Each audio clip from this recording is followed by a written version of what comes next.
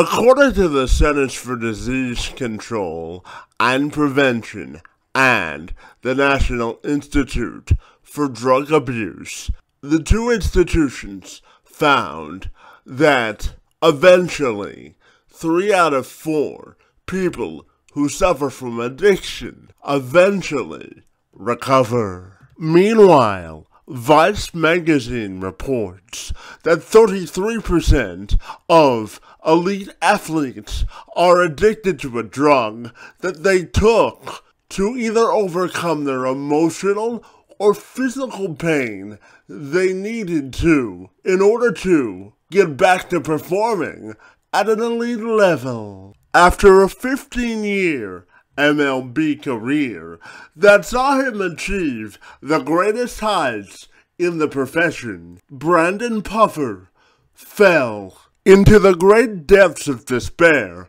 only to come out the other side a better man with a greater perspective on how to overcome setbacks and obstacles, and now he's on a path to ensure that others can do the same. For him, overcoming his addiction and hardships meant filling a God-shaped hole in his heart. And he now lives his life with purpose and gratitude for everything which has been restored. And Puffer joined me this week to share his inspirational, encouraging, and thought-provoking story, which we can all learn from. I'm Kevin McShann. Let's have this conversation.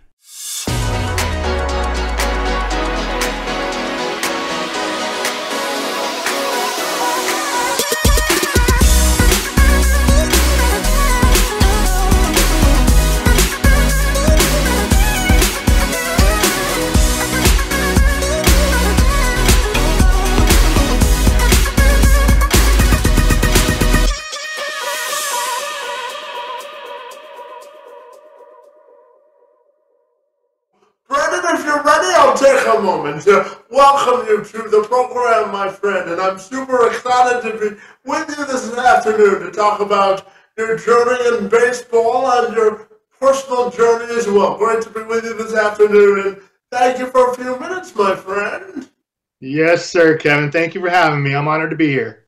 Absolutely. Now, I know that you spent more than a decade and a half in the MLB, and you have quite the interesting story to tell me, so I'm wondering if you can tell me about your playing career and the days that followed afterwards, my friend.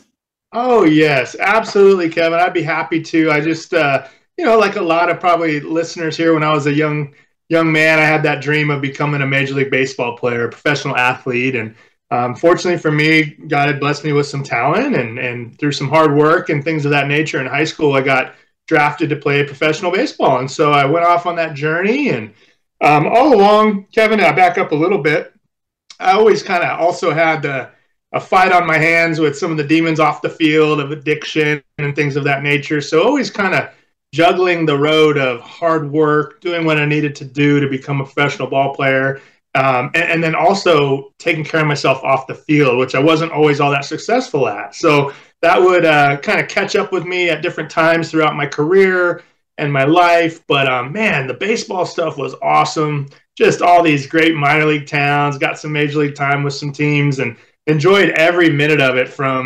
Honestly, from like Clinton, Iowa to playing in Wrigley Field was just a blessing. And I tried to enjoy every moment of that 15-year career. And again, I think, as we'll get to our part of the story, just kind of where that off the field stuff caught up with me in 2008 and kind of derailed my career, but then also how redemptive that was and how much I needed a turnaround in my life in a situation such as that. Yeah, absolutely. Just before we get all into the off-field stuff, my friend, I'm curious to ask you about your favorite baseball memory and some of your fondest memories playing baseball. Oh, that's awesome. Great question, Kevin. Something that really stands out, obviously, is that big league debut. The first time you actually for me coming out of the bullpen and step on a major league field. It was in Cincinnati, and I was with the Houston Astros, and I can remember it like it was yesterday. Just kind of a fulfilling a dream that you had looked forward to for so many years, and not just you, but your family and your loved ones, your friends. So that's definitely right up there, probably my top memory. And then I would say a very close second would be my first major league win. Came against the Texas Rangers in Arlington, and they just had a great lineup with Alex Rodriguez, Rafael Palmeiro, Juan Gonzalez, just kind of a feared lineup at that time. And I had an opportunity to come out of the bullpen early in a game when we were behind and kind of hold our team there for 4 or 5 innings. And we came back and won. So that was definitely a fond memory for me. And those are two that really jump out at me. Yeah, absolutely. Now, I know once you retired, my friend, that you had some self-reflecting time and really, as you said, a redemptive time in your life. So I'm wondering if you can reflect back on that time and tell me how you persevered through it.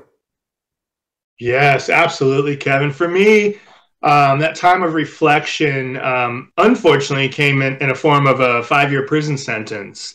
And it was a blackout I had celebrating a championship back in 2008 for the Texas Rangers AA affiliate. I had kind of turned into that Bull Durham, Crash Davis role where I had made it to the big leagues in my early 30s. I went back to AA to kind of mentor some young men that were about 19, 20 years old that were young prospects.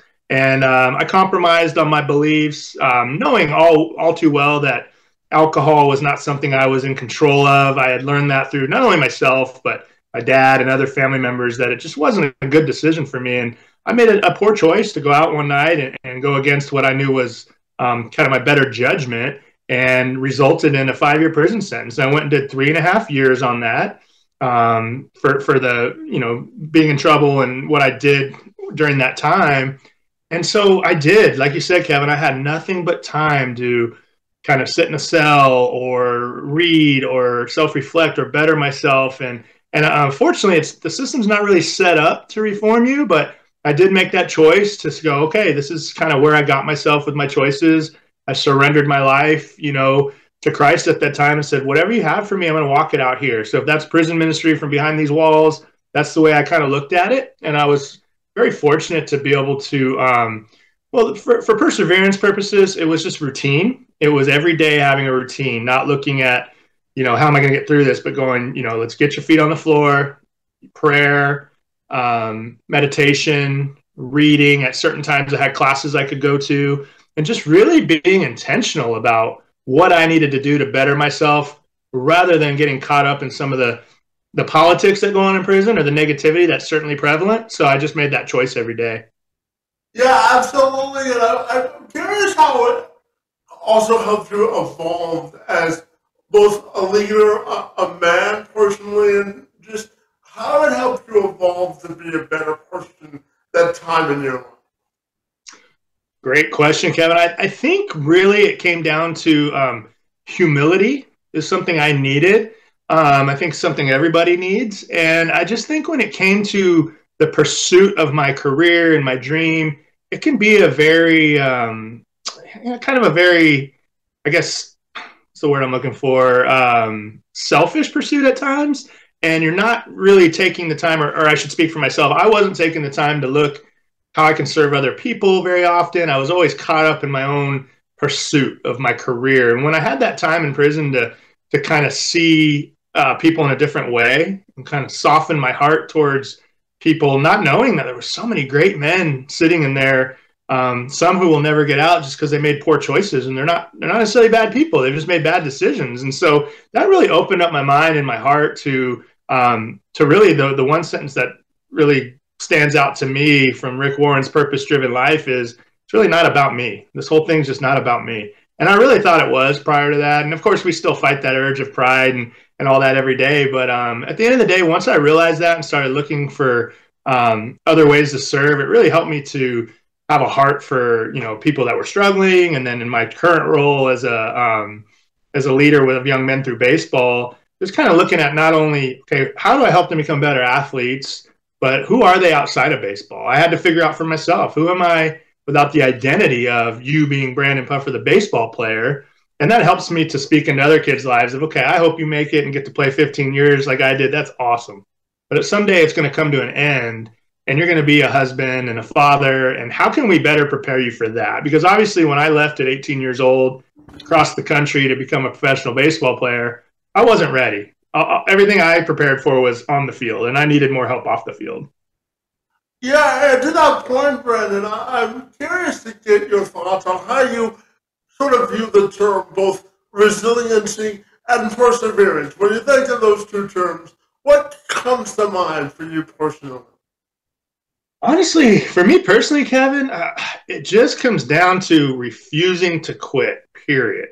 There's going to be really rough times. I mean, there is. And, just take baseball, for instance. It's a game of failure. We hear the cliche all the time. If you get out 7 out of 10 times and hit 300, you're a great hitter. You're a great player. So you failed 7 times. And same thing in life. I mean, you're going to fail, period, unless you're playing it too safe. And so for me, I always consider the baseball career, chasing that dream as kind of like a war of attrition, if you will. Like, I'm not necessarily better than the guys I'm competing against, but I'm just going to outlast them. I'm just going to last longer because the bus rides, the homesick, the different things that can be, a con to being out on the road. I just try to, keep reminding myself why I'm doing this and what I'm trying to pursue. And I think same goes for life. I mean, I'm trying to pursue different things now with a book and being a leader and growing our youth baseball program. And some days are hard. And sometimes, people aren't happy with the way we do things. And rather than dwell on that one situation, it's like, well, we just can't quit. We just need to keep improving, learning from each scenario and getting better and improving. And then at the end of the day, it's just not going to make everybody happy. So let's pour into and love on the ones that are bought in, they trust the process, and they want to get better, because not everybody really does. Yeah, and Brandon, tell me, what do you consider sort of the redemption moment in your life, or the turning point in your life where all began to click for you, buddy? Yeah, Kevin, it was actually, I can remember the exact moment. It was right after I had a jury trial. I got sentenced to 5 years. They came, they put handcuffs on me right there in the jury room, and my dad was there. And I asked them, "Can I say goodbye to my dad?" And they said, "No, you're coming with us." And so they took me back to a holding cell.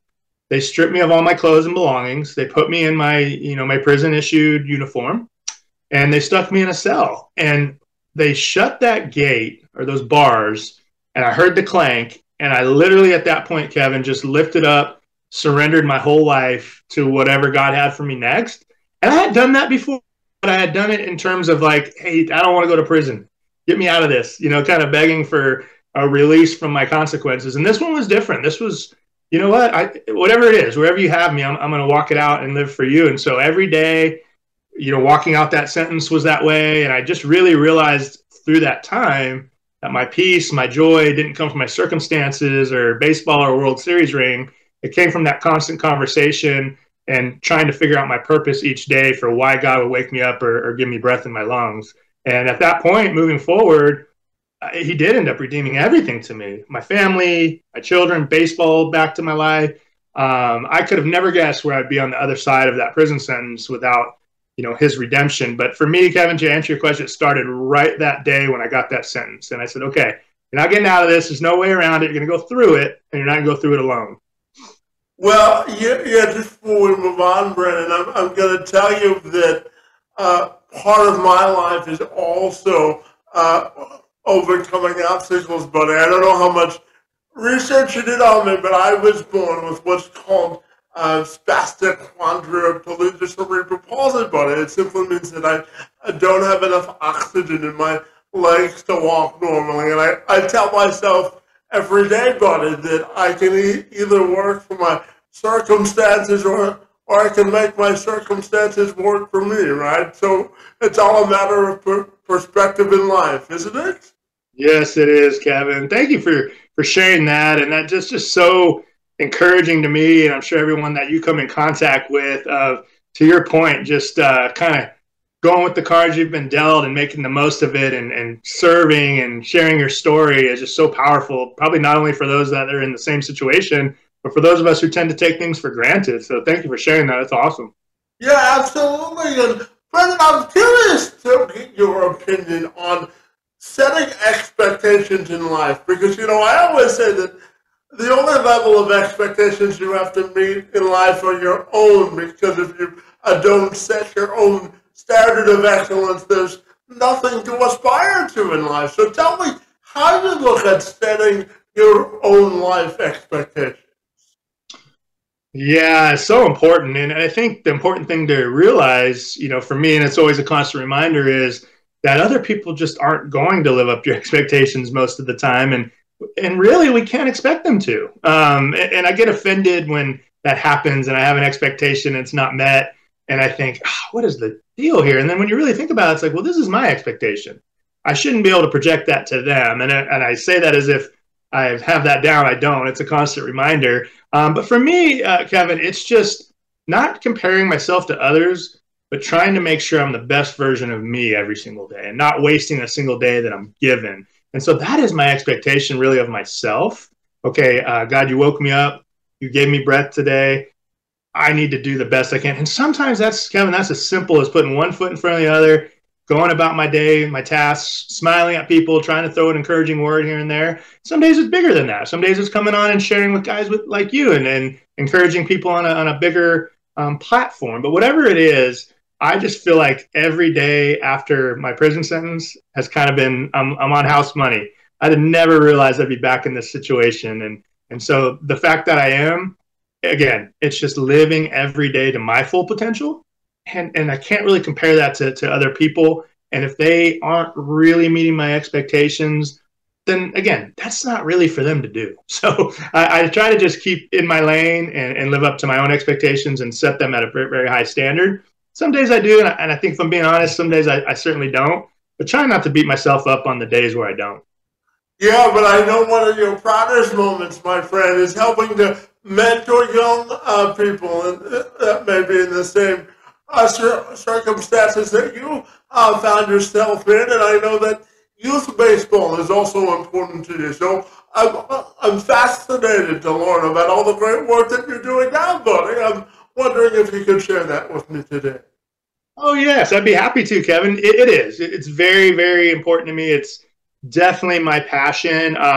When I was still playing and I was in that mentor role with the Texas Rangers, my goal was to become a major league bullpen coach. And I think it's a goal that I would have attained had I just kind of stayed in Major League Baseball and nothing would have happened to derail that. Now, what's really cool about that is what I'm doing now wasn't really on my radar. And what it is, I have a youth and high school nonprofit called GPS Legends, about 300 families from 8 years old up to 18 that we coach. And they play baseball and we advocate for them to go to college or get drafted or whatever their ability dictates. We kind of train them up on the mental side and encourage them in their life. And again, try to help them both on and off the field. And the way that lights me up to think about, to talk about is something that I never realized would have been a part of my life. I always wondered, especially when I was sitting in prison going, okay, probably baseball is probably over for me. Who knows?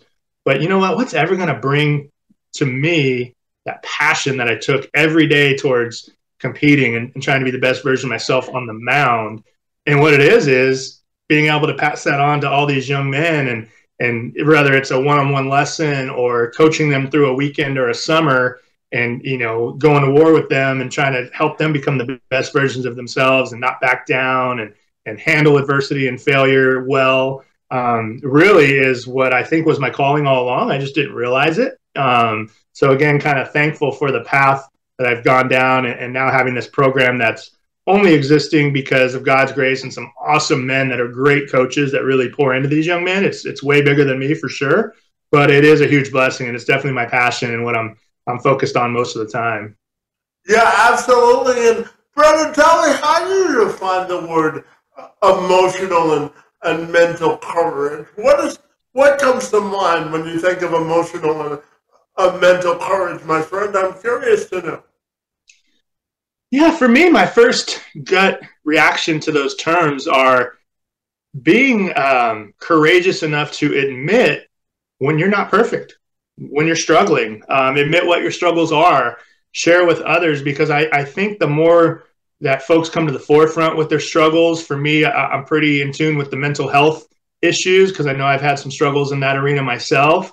But whatever it is, not going through your day acting like you have it all going on and I'm mentally tough and I'm mentally courageous, because we do need to be mentally tough to compete, athletically. But then again, when you come off, that field or from between those lines, being able to be honest with your mental toughness and your courage, and being able to say, me as a big guy, being 6'3", 270, a former athlete who loves to work out, but going, you know what, I'm still just kind of soft inside at times, and mentally I struggle. So being able to kind of balance those two things, and I think especially as a man, not trying to pretend like you have everything going on, I think you can encourage more folks when they don't look at you as someone and just go, oh, well, I'm not going to do that because they're just mentally tougher than me. No, just going, you know what, I do have my struggles, and I am going to be open and honest and transparent about those to try to encourage others. It's kind of the first thing that comes to my mind when you mention those two terms. Yeah, absolutely. And, Brendan, I'm always about creating environments of inclusion for all people. That's one of the reasons I wanted to start this podcast. So tell me, Brendan, when you think about the word inclusion, especially for young people and promoting an atmosphere of acceptance, what comes to mind to you, my friend?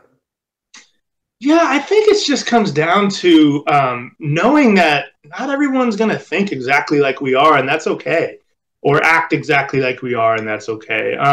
Not necessarily having to agree with everybody else's point of view or life choices or whatever the case may be, but being respectful of that and loving on others. Because at the end of the day, if there's something we don't agree with, or if I'm acting a certain way or take part in something that someone doesn't agree with, if they can just respectfully have a conversation and try to understand more of kind of the root of why I do a certain thing or why I do something different than you, I think we'd be in a much better place than just judgment and pointing fingers and going, I just don't understand that. And there's certainly things that I don't understand, generationally or whatever the case may be. But, even conviction on my part as I say it, trying to be a little more open-minded to, folks that aren't in the same crowd as I am. And I'm thinking of youngsters that I encourage and I coach, trying to look for that young man or woman at school that seems like they're alone, or maybe they're acting or dressing a certain way because they're feeling lonely and they need friends and they need support, and not just kind of turning our nose or our eyes to them and keep going about our day and only hanging around with people that, kind of fit our mold, be it the jocks or whatever the case may be. Every school has their own clique. But I think inclusiveness would say, hey, let me look around and try to see if there's someone I can encourage today that doesn't dress just like me or think just like me. Yeah, I tell you, Brendan, I always tell people that there's power in the power of perspective, isn't there? Oh, absolutely. That's huge. Yes. Yeah, absolutely. And Brendan, when you look at balancing both playing professional sports and balancing a personal life, how do you think, for anyone listening to that, this may struggle with the concept of balance and pressure, how do you think we can live a more balanced lifestyle that allows us to be more full people when we step off of sort of the athletic arena as well? That is a great question, Kevin. I'd be the first one to tell you that I didn't balance that well personally. And so if I could go back and look at it, and I saw men that did a really good job, had great family lives, personal lives, they could balance it. But I think the biggest part of it would be being able to kind of compartmentalize and not bring your work home with you, so to speak. I was always kind of like hanging on one pitch I didn't make, or one that I did, and trying to improve and look forward to the next, day or next competition, rather than really being where your feet are and enjoying family time when you're with family and enjoying downtime when you're down, rather than thinking ahead all the time to the next, game or event or project or whatever your job may be. Being able to kind of, I guess, for lack of a better term, flip that switch off and leave that back there. I had some guys tell me when they would take a shower after our game, that whole game, good or bad, went down the drain in the shower, so they could be prepared for family time or whatever came next once they left the ballpark. And I never really was good at that during the time. And now looking back, I want to encourage others to try to, and I do get a chance to do that sometimes, to try to take the time to do that, because I could have enjoyed it a little more had I not, allowed myself to do that. Compartmentalize a little bit and go, okay, I'm going to work, I'm going to do my baseball thing.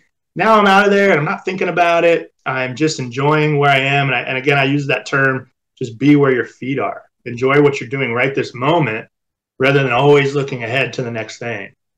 Well, we can't speed. One of the things that I always tell people too is that we can't speed up the time that we don't have, right? Yeah, that's huge. Absolutely. And brother, I'm curious if you can talk to me just a little bit about your upbringing and how it really formed you into the person that you are today. Oh yeah, I'd be happy to, Kevin. I kind of won the parent lottery, the family lottery. I think it wasn't perfect, but I had two parents that were together. They're still together. And as we were growing up, my brother Todd and I had one brother, 2.5 years apart, extremely close. We grew up in Orange County, California, so a beautiful place to grow up. And really, it was just the tale of kind of two different parents. My dad was a big, tough, athletic guy, liked to party, liked to fight, liked to kind of what you would think of as maybe a man's man, right? And my mom, I don't know, I didn't really lean into that side. I leaned into wanting to be more like my dad. And I just kind of thought my mom was an anomaly. Like, how does she, everything you say, it's, well, God's got a plan, pray about it. And I know that to be true now, but it just didn't seem realistic to me when I was young. And so I gravitated towards my dad and I looked up to him as my hero. And I think, unfortunately, I ended up making some of the same poor choices he did. But watching my dad eventually turn his life around, become sober, give his life to Christ, and kind of start walking the walk that my mom had always walked for us, that's what really got a hold of me, because I never saw the change in my mom. She was just always steady, which is awesome. But when I saw a true change in my dad's life, it really kind of awoke something in me going, this is real. This isn't just my mom talking about this. There's something to this. And so, again, just going back, I think it kind of shaped me as being an encourager now. I try to be a motivator of people and put a smile on my face. And I saw that walked out always by my mom and then by my dad as well, especially once he had the courage to face his demons and addictions and turn his life around, was really huge for me. Yeah, absolutely. And, Brendan, I'm curious, when we talk about maximizing inspiration, what do you think that means in terms of surrounding yourself with the inspiration to continue to push forward even when times are difficult? So tell me, what does it mean to you to maximize inspiration? For me, it comes down to having a toolbox that I can rely on, have a consistent routine, because there's just going to be days you don't feel like it. No different than, say, working out. If you just only go when you feel like it, you're probably not going to see a whole lot of gains. And in the world of inspiration, you don't wake up every day feeling like you want to inspire and encourage people, even though I know you've been called to do it. I can tell, and I feel like I have too. So for me, having a routine to lean on that I don't stray too far from, and for me, that's making sure I wake up and have some quiet time, have some time in prayer, some time in scripture. I love to listen to motivating, encouraging podcasts, men or women that are out there encouraging others. And what I've noticed is they always are free to admit they don't always feel like it, but they get up and they do it. And so really just kind of listening to other folks talk about it helps me or reminds me that I want to be an encourager. And even if I'm not feeling great that particular day, even selfishly, Kevin, when I encourage somebody else or help somebody else feel better about themselves, selfishly, that makes me feel good. So to continue to do that and give even when you don't feel like it, it is for me the best way to maximize, inspiration or encouragement. Yeah, absolutely. And, Brendan, my final question for you today has to do with your own personal and professional legacy and how you want that to be defined. Well, I do have a book coming out, and I wrote it for that reason. And the biggest thing I'd have to say is, for my children or my own legacy or the program we've developed here, I would really like people to just be able to go, hey, you know what? Coach Puffer did not ever claim to be perfect or to have it going on. He went through some serious struggles. But at the end of the day, he never quit. He never quit. He would take a couple steps back occasionally, a couple steps forward. But every day he got up, the enemy was like, oh no, he's up. He's up again. He's not going to lay down. Because there's days where you don't feel like going on, Kevin, for me, or there's days you just don't feel like, being positive or encouraging. And so as long as I don't quit and I keep trying to maximize my potential, be it through sharing my story with a book or just coaching folks up on the field or being an encouragement everywhere I go, as long as I can do that till my last days, and then I'm hoping that people will be able to see it. I think the fruit of that will be folks that have been encouraged and have hopefully had a better life because I've spoken something motivational, encouraging, or even more than spoken, hopefully walked it out and they were able to watch that. Yeah, absolutely. And since you brought it up, I'm going to ask you about your pending book, buddy, and the process about writing it and how that's going for you. Man, it's going awesome, Kevin. Thank you for asking. It's finished. We're just waiting on the forward, and we're hoping to launch it before Christmas. It's something I've always felt called to do. The title is From the Bullpen to the State Pen, just kind of talking about that fall from grace from a major league bullpen pitcher to, spending time in the state penitentiary. And all that was learned kind of in the pursuit of the dream, but also through the rock bottom.